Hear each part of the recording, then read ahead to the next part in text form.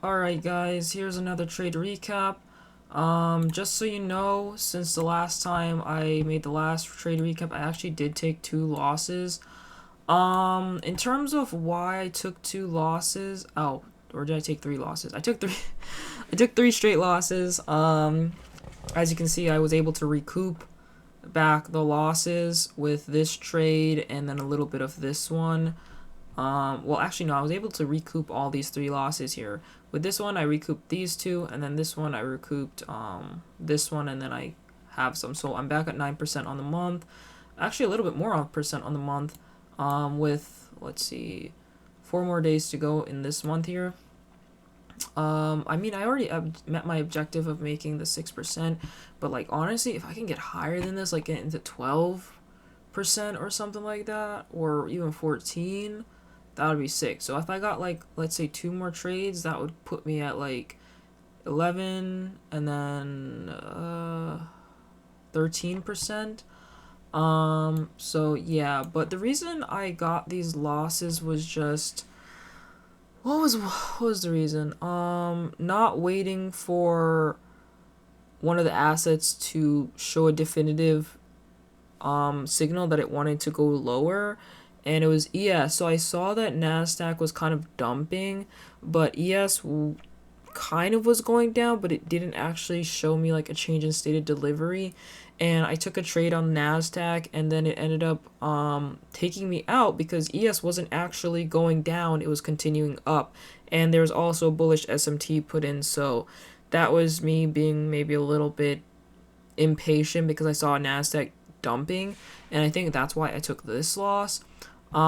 See, this is why I record my trades because I actually don't remember why I lost these 2, but I think I lost. Okay, I actually remember why I lost Friday. So Friday, I actually read everything correctly. I think I had a PSP, an SMT, and a change in stated delivery, but it kind of just went against me. And I think it was for no other reason than it was just chopping around. Friday didn't really adhere to anything. Fridays are kind of weird. And then Monday, I think again, I kind of just didn't wait or I read something wrong, and that was why. But in any case, I'm just gonna go quickly through this trade recap that recouped all my losses. So okay, let's just do top down, I guess. Let's go to the daily. So after taking that loss, that the one I just had, kind of prior, I think the last day, yesterday, like my Wednesday was a win, but I think I took a loss on Tuesday, right? I think so. But the reason why I think after taking that loss and then recouping some of it, coming into today, I was just like, you know what? We're clearly dumping. I'm not really sure where we're going, but we're clearly respecting bearish order flow. So like regardless, and then to not only that, we're kind of, what is it, like a Thursday? Yeah. So I was like, we're kind of coming into the end of the week. I'm just going to like assume we're just going to keep going down. But I wanted to know why we were going down and what we're targeting here. Whoa, oh crap, I still have my stuff on. So essentially, I was just like, okay, we're dumping, but why are we dumping? Where are we going? What is our goal? So I marked out this high to this low, and I was like, okay, well, this is equilibrium. And I think going into today, we were still a little bit above equilibrium. Also, there's an order block here, so I'm like, okay, maybe we're going to equilibrium or the order block or whatever. We also could come below this low here, potentially. So I was like, you know what? We're just going to keep going lower. Not much to see on the daily chart other than maybe referencing the previous day's candles. And Wednesday is pretty aggressive dump here. So I was just like, you know what? We're going to probably keep going down. So then I just continue looking for the evidence to support that. So then the next thing I did was I marked out where we opened on the day and where we currently were. So we made a high. I would say it's a relevant high, right? It's fairly relevant. And also, if you guys saw my last trade recap, sorry, if you saw my last trade recap, I actually figured out how to have the charts change when I change to a different thing, like both of them change at the same time. And simply all I had to do was go to here and then toggle on, I think it's interval, and they both change, which is so great. So I don't have to continue changing this, then changing that. But anyway, with that being said, I was just like, okay, I believe we made a relevant high. We clearly were coming down. So I was like, okay, so if you reference GXT's basically trading framework using drivers, we kind of just kept on going down. We expanded. So I was just assuming that we're probably gonna continue that, right? So I definitely came in with a bearish bias on today. Definitely. I didn't really diverge from that bias. It was kind of potentially clear. I did think, however, that we could maybe sweep these highs and then like an aggressive sweep of these highs and then come back down. As you can see, that didn't happen. We kind of just started dumping from here, and I was like, interesting. But at the time, I didn't realize that we actually had an SMT put in, whereas we took this high here. I didn't realize this at the time, but it's fine because I had this SMT. But I guess in a way, this would be a two-stage SMT. So there is a two-stage SMT that I didn't notice. Because I was complaining that, oh my gosh, I don't have a PSP and I don't have a two-stage SMT, which I typically want to see when I'm taking my trades now. I want to have two cracks in correlation. But yeah, we got them. So this is basically I'll actually line it out a little bit better when I go down lower. But there was an SMT put in play here. So in a sense, we did get our sweep that I was looking for to activate this sell model here. Now let's go down to the 30-minute. And I think I'm going to go down a little bit lower just so I can mark out that SMT, that two-stage SMT a little bit more clear. So let's do this. And then let's look at this. So this was the high, right? So we never took it out. So we have a two-stage SMT right here. Should probably mark it out. That is SMT. SMT right there. And then SMT right here. So that meets my criteria. We have a two-stage SMT. Then all I just need now is a change in state of delivery, right? Which we do get here. But I'm going to go down lower. You can't really see it that well here.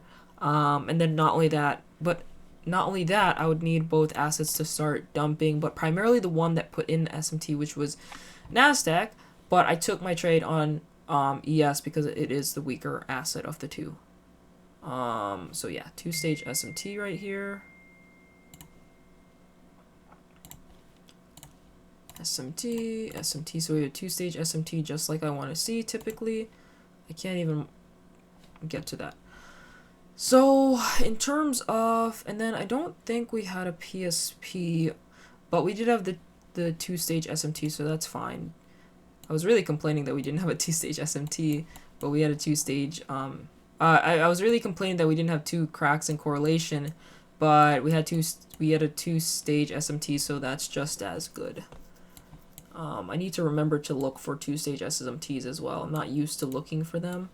So, and you're probably wondering, okay, at what point did you start looking to short, right?